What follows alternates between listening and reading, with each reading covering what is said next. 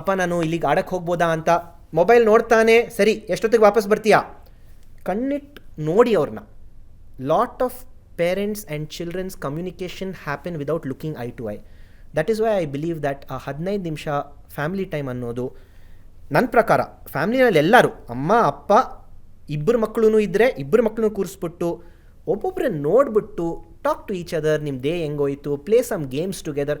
Pandemic brought the families together. In fact pandemic did not do only bad things.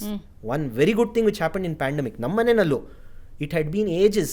Pandemic ಟೈಮ್ನಲ್ಲಿ ನಾವೆಲ್ಲ ಕೂತ್ಕೊಂಡು cards ಆಡಿದ್ದೀವಿ, ರೆಮ್ಮಿ, bluff ಆಡಿದ್ದೀವಿ, carrom ಆಡಿದ್ದೀವಿ. ಅದನ್ನು ಇನ್ನೂ practice ಮಾಡಿ. ಪ್ಯಾಂಡಮಿಕ್ ಬಂದು ಅದನ್ನ ನಮ್ಮನ್ನು ತೋರಿಸ್ಬಿಟ್ಟು ಪ್ಯಾಂಡಮಿಕ್ ಹೊಟ್ಟೋಯ್ತು, ನಾವು ಅದನ್ನು ಸ್ಟಾಪ್ ಮಾಡಿಬಿಟ್ಟಿದ್ದೀವಿ. Please continue that, spend time with children. ನನಗೊಬ್ಬ ಫ್ರೆಂಡ್ ಇದ್ದಾನೆ, ಅವನು he wanted to become a painter. Yes, and his parents insisted that he has to study medicine. ಅವನು ಮೆಡಿಸಿನ್ ಮುಗಿಸ್ಕೊಂಡು ಡಾಕ್ಟರ್ ಆಗಿ he's now come back to his passion of painting.